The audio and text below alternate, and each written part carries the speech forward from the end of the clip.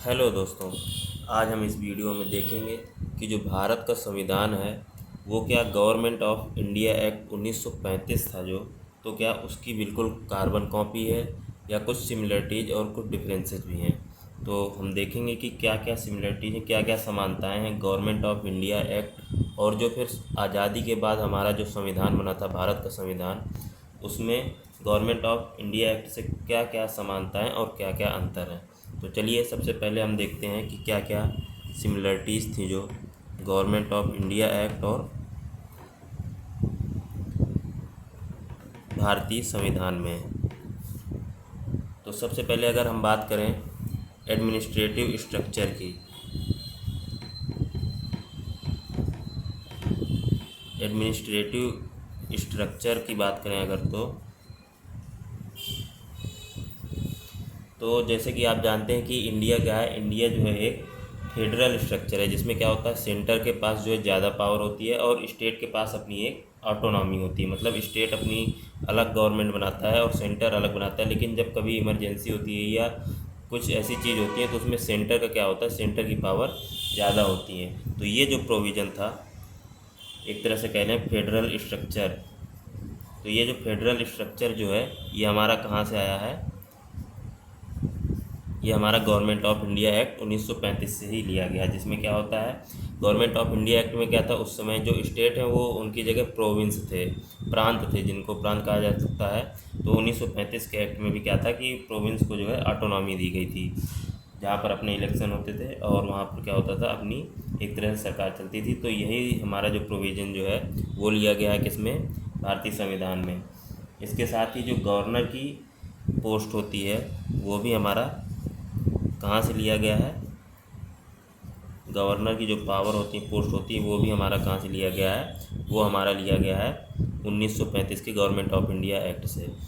तो ये हमारी एक सिमिलरिटी हुई। दूसरी अगर हम सिमिलरिटी की बात करें तो जो इमरजेंसी प्रोविज़न होते हैं, जो आपातकालीन प्रोविज़न जो होते हैं वो भी कहाँ से लिए गए, 1935 के गवर्नमेंट ऑफ इंडिया एक्ट से।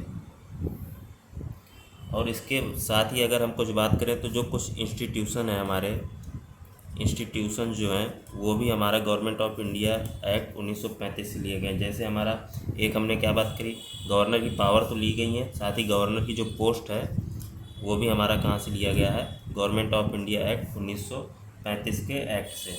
इसके साथ ही फेडरल कोर्ट, जो गवर्नमेंट ऑफ इंडिया एक्ट 1935 में जिसको हम फेडरल कोर्ट कहते थे, जो कि अब हमारा क्या कहलाता है, सुप्रीम कोर्ट, ये भी कहाँ से लिया गया है, गवर्नमेंट ऑफ इंडिया एक्ट 1935 से। और साथ ही इसके साथ ही अगर हम बात करें पब्लिक सर्विस कमीशन, जो आपके आयोग हैं पब्लिक सर्विस कमीशन, ये भी हमारा कहाँ से लिया गया है,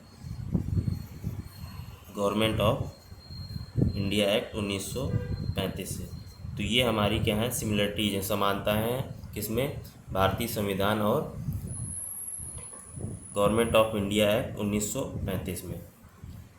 इसके साथ ही अब अगर हम बात करें तो हम बात करेंगे कि क्या क्या डिफरेंसेस हैं, क्या क्या जो है हमारे अंतर हैं किसमें, गवर्नमेंट ऑफ इंडिया एक्ट और भारतीय संविधान में, जिससे हम कह सकते हैं कि पूरी तरह से हमारा जो है भारतीय संविधान 1935 की गवर्नमेंट ऑफ इंडिया एक्ट की कार्बन कॉपी नहीं है। हाँ कुछ प्रोविज़न लिए गए हैं लेकिन पूरी तरह से जो है कार्बन कॉपी नहीं है। जैसे पहले हम अगर बात करें तो जो एक डेमोक्रेटिक फाउंडेशन की ही सबसे पहले बात करें, इंडिया हमारा क्या है, एक डेमोक्रेटिक कंट्री है।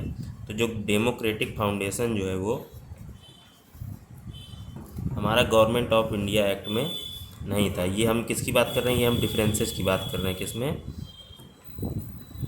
गवर्नमेंट ऑफ इंडिया एक्ट और भारतीय संविधान। तो जो डेमोक्रेटिक फाउंडेशन जैसे 1935 में क्या था कि उसमें कॉलोनियल लॉ था, 1935 का जो ये लॉ था वो एक कॉलोनियल लॉ था जो हमारा क्या ब्रिटिश ने बनाया था। लेकिन वहीं अगर भारतीय संविधान की बात करें तो हमारा जो इंडियन कॉन्स्टिट्यूशन बनाया गया है वो हमारा सोवेरियन कॉन्स्टिट्यूशन असेंबली ने बनाया गया है, कॉन्स्टिट्यूएंट असेंबली जो हमारी क्या है, संवैधानिक सभा एक तरह से उन्होंने मिलकर बनाया, जिसमें हमारे पूरे मेंबर कौन थे, इंडियंस थे। तो ये क्या है, एक तरह से पूरी तरह से हमारा एक तरह से स्वतंत्र जो है संविधान जो स्वतंत्र हुआ, एक तरह से स्वतंत्र रूप से जो हमारे भारत के सदस्य भारत के लोग थे उन्होंने ही बनाया है। लेकिन वहीं अगर 1935 के एक्ट की बात करें तो वो कॉलोनियल लॉ था, जिसे हमारा ब्रिटिश द्वारा बनाया गया था। वहीं अगर हम बात करें फंडामेंटल राइट्स और फंडामेंटल ड्यूटीज़ की, तो जो 1935 का लॉ था उसमें क्या था कि फंडामेंटल राइट्स को जो गारंटी दी जाती है, हमारा संविधान में जो गारंटी दी गई है वो गारंटी क्या थी, एब्सेंट थी। फंडामेंटल राइट्स भी सारे नहीं थे और गारंटी भी जो थी वो क्या थी, एब्सेंट थी राइट्स की।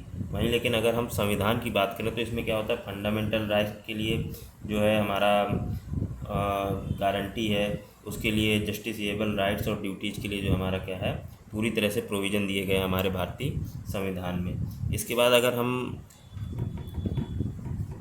इलेक्शन के इंस्टीट्यूशन की बात करें कि किस तरह से इलेक्शन होता है, तो 1935 के प्रोविज़न में जो हमारा क्या था कि एक तरह से लिमिटेड हमारा रिप्रेजेंटेशन था। 1935 में जो है गवर्नमेंट ऑफ इंडिया एक्ट में लिमिटेड रिप्रेजेंटेशन था किनका, हम लोग भारत के निवासी थे लेकिन फिर भी हमारा जो रिप्रेजेंटेशन था वो लिमिटेड था। लेकिन वहीं अगर अब हम बात करें आज़ादी के बाद से क्या होता है, यूनिवर्सल एडल्ट फ्रेंचाइज, मतलब सबको अपना क्या है, एडल्ट फ्रेंचाइज, जिसमें सबको अपना एक वोटिंग राइट दिए गए हैं, सब लोग वोट कर सकते हैं और उसके आधार पर हम क्या करते हैं, हमारी जो है पार्लियामेंट्री डेमोक्रेसी है। तो ये जो है हमारा गवर्नमेंट ऑफ इंडिया एक्ट में नहीं था। पार्लियामेंट्री डेमोक्रेसी हमारे लोगों के द्वारा ही चुनाव होता है और लोगों के द्वारा ही लोग चुने जाते हैं। तो ये हमारा गवर्नमेंट ऑफ इंडिया एक्ट में कमी थी। वहीं अगर हम बात करें ऑल इंडिया फेडरेशन की, जिसमें मतलब क्या था कि ऑल इंडिया फेडरेशन जो है 1935 के गवर्नमेंट ऑफ इंडिया एक्ट में क्या हुआ था कि फेडरेशन, ऑल इंडिया फेडरेशन बनेगा, लेकिन ये सिर्फ प्रपोज हुआ था, इम्प्लीमेंट नहीं हुआ था। उसके बाद अगर हम बात करें तो प्रोविंशियल ऑटोनॉमी भी हुई थी। प्रोविंशियल ऑटोनॉमी जो है ये गवर्नमेंट ऑफ इंडिया एक्ट में कमी थी।